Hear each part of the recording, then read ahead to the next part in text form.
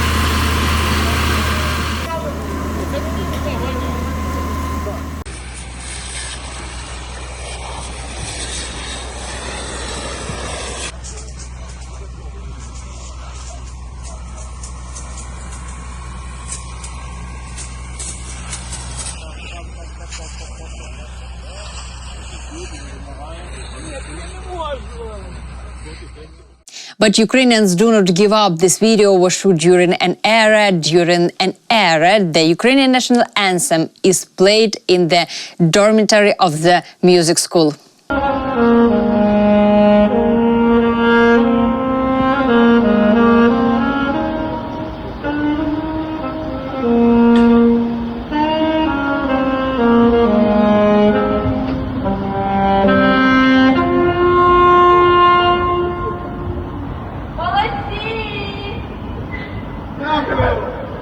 Uncontrollable emotions. Ukrainian soldiers are returning home. 1,000 for 1,000 exchanges being implemented. Now you will see the first reactions of those soldiers who spent months and years in Russian captivity, where they were subjected on unhuman torture and humiliation.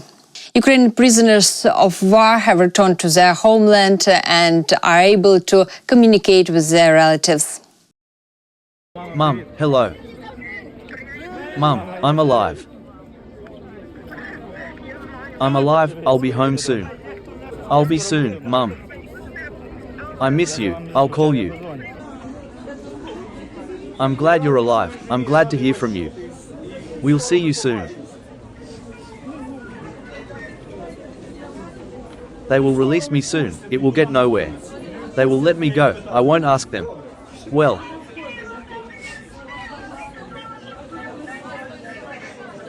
Mum, everything is fine. Hello to all of us, everything is fine. I am alive and well, thank God. Thank God. In short, I will get in touch and immediately dial when I have my connection.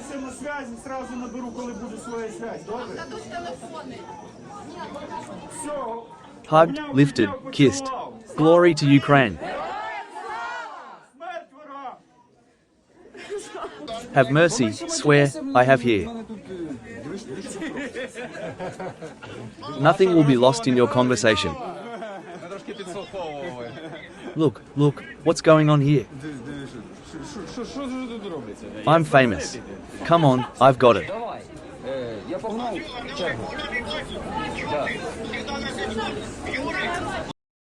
Former prisoners spoke to journalists. Their emotions of happiness are difficult to convey in words. Some still do not believe that they are free and can set foot on Ukrainian soil and talk to their relatives.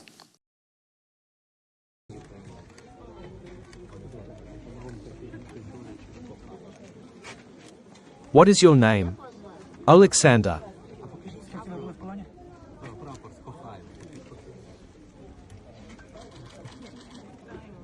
Thank you all.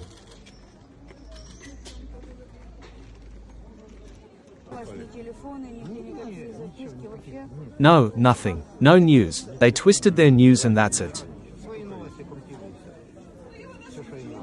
How long have you been in captivity? 3 years. And where did they get captured from? In the Zaporizhzhia direction.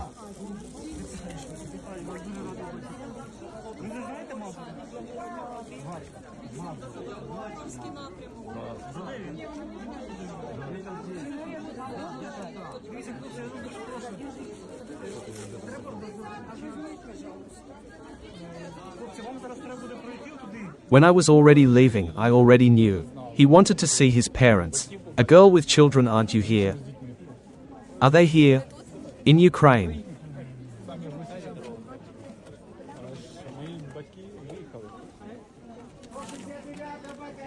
So tell us, please, all these years what has been dormant for you? What do you mean? Well, faith in return, for example. Faith, of course, faith in nothing else. I knew that I would go home. I am very happy.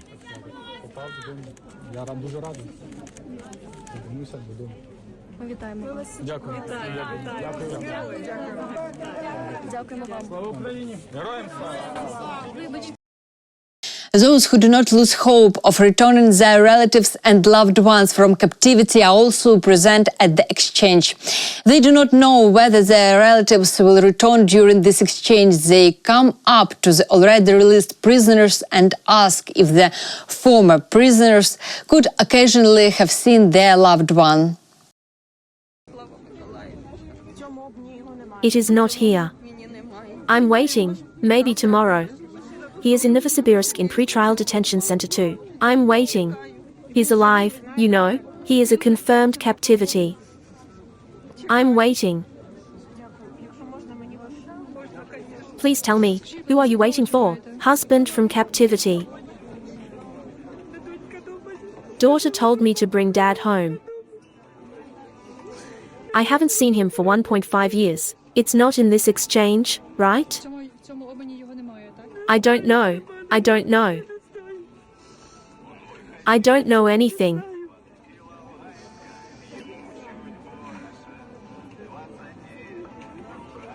Tell me, please, who are you waiting for from captivity? I am waiting for my husband, Zakharov Yuliy Kirillovich. And how long has he been in captivity? It has already fallen for the 4th year. That is, he left Mariupol, right? He is from Mariupol. And you? He is my brother. Ah, you are relatives. Tell me what someone said today that they may have seen your husband and brother. Do you even have any evidence that he is in captivity? Yes, it is confirmed on 2 sides. I had a connection with him. But today none of the guys said that they had seen him. And before, maybe someone came back in a brotherly way, earlier with exchanges, yes. And what did his brother tell about him? He is holding on, he really wants to go home. The guys are sitting, thinking about their relatives, and everyone is thinking about the same thoughts so that the exchange is faster. Did you also come today for an exchange? Do you come every time you trade? No, today we decided for the first time. Such a big exchange that we decided it was a great chance. And today the heart was valued here. I really hope that next time your brother and husband will be exchanged. Let it be so. This is the exchange that was agreed upon in Istanbul during direct negotiations between Russia and Ukraine. This was announced by the President of Ukraine, Volodymyr Zelensky, in his telegram. In fact, the only significant result of the meeting in Turkey. The Russians block everything else. So far, they are blocking. But the return of our people is exactly what we always work for. We will definitely return everyone. Every citizen of ours, every Ukrainian military and civilian, all Ukrainian hostages who are held in Russia, we must liberate them all.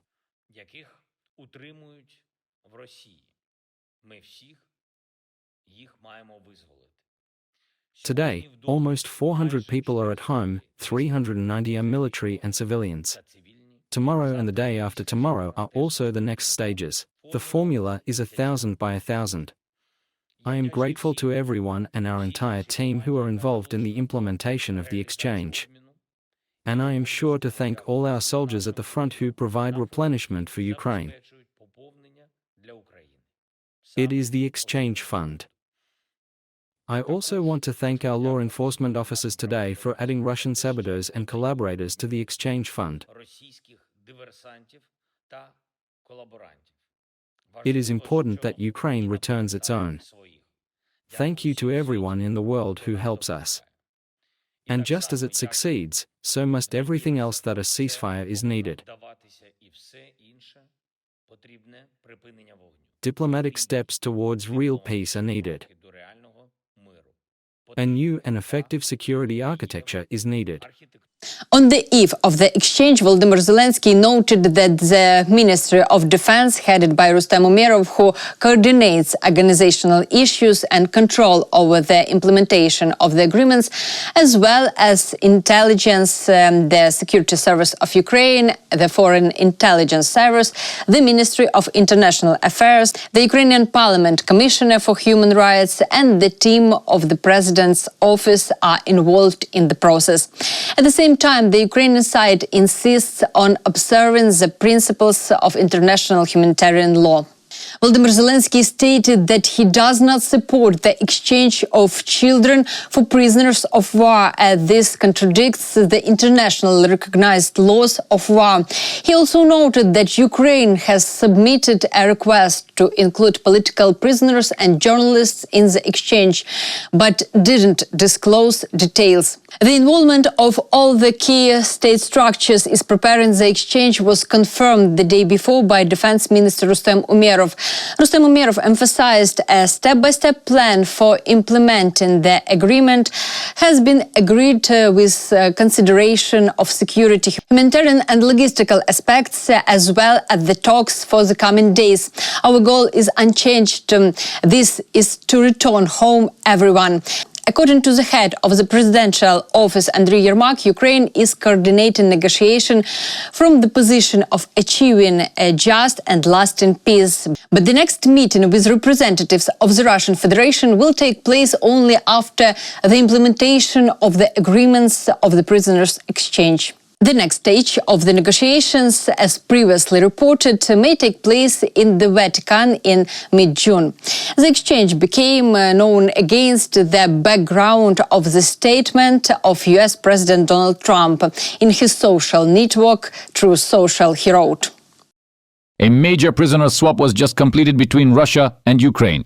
It will go into effect shortly. Congratulations on both sides of this negotiation. This could lead to some big Putin is confident that things are going well in his army. That is why the Russian dictator decides to recruit another 343,000 occupiers this year in order to achieve his inadequate goals.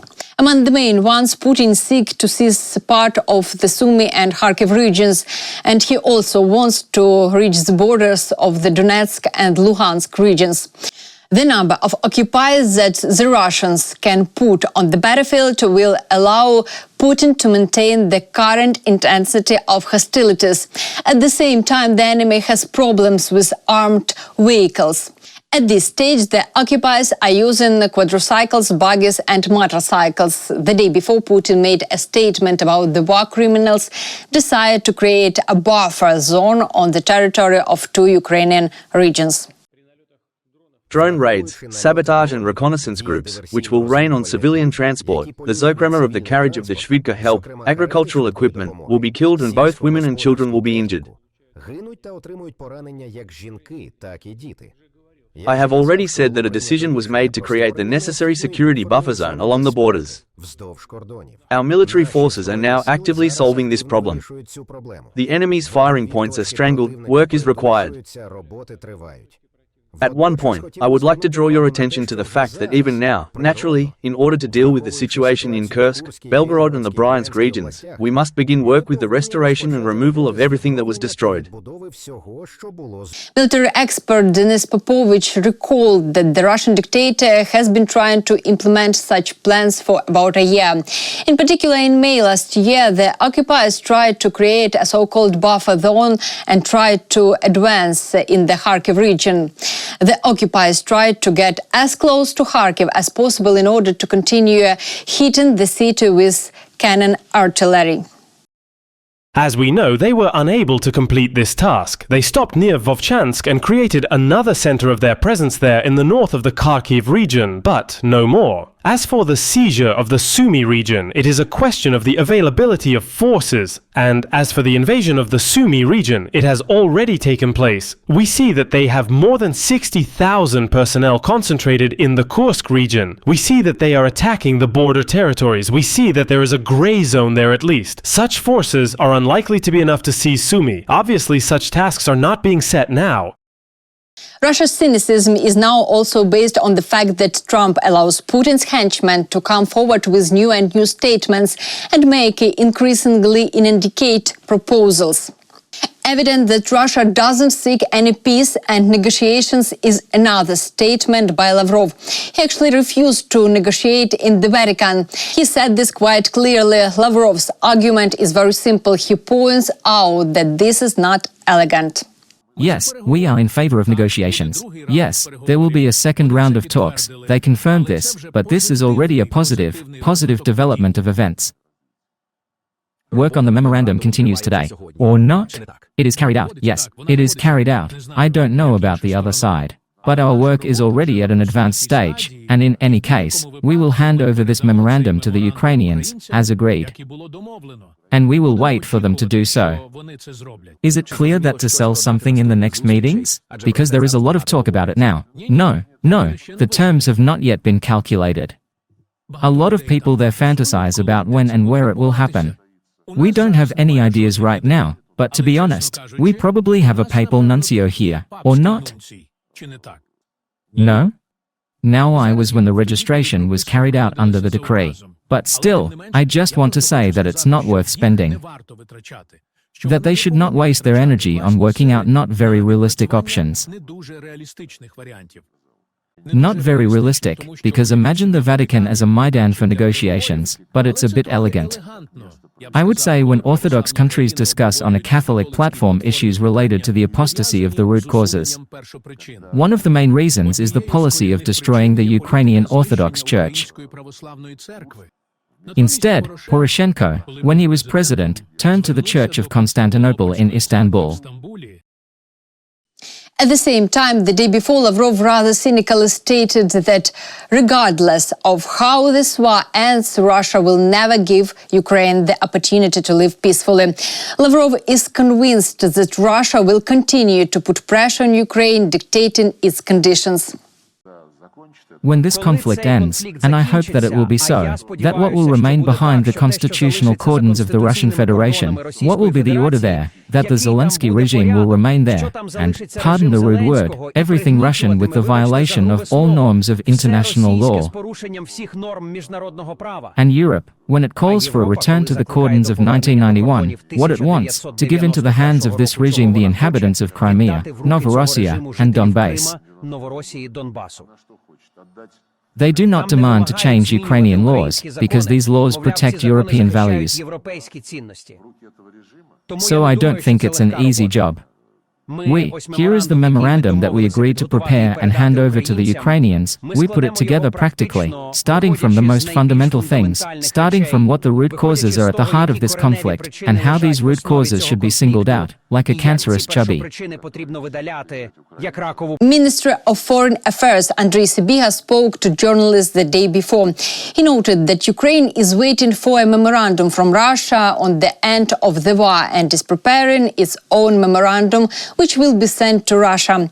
According to Ukrinform, Andriy Sybiha reported that the upcoming meeting between the President of Ukraine Volodymyr Zelensky and Kremlin head Vladimir Putin may be in an expanded format, and it would be very desirable for US President Donald Trump to join this meeting.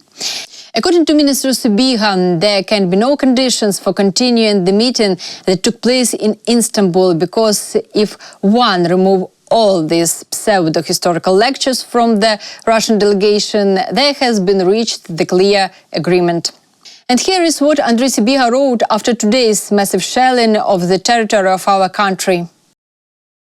The first is the exchange of prisoners of war, and today, as the President of Ukraine reported, the implementation of this point has started. The second point is that we are waiting for the Russian side to share their vision, their concept, their proposals regarding the parameters of a future unconditional ceasefire. The third position, which we are also working on, is a meeting between the President of Ukraine Zelensky and Putin. We assume that this meeting could be in an expanded format. We would very much appreciate if President Trump joined it, and we always consistently insist that Europe must be at the table of possible future negotiations. We're very grateful to our partners for their support. It is extremely important for Ukrainians to understand that we are not alone in this war. Thank you for watching this video. Give it a like and leave your comment. Take care, and we'll meet for the next news soon.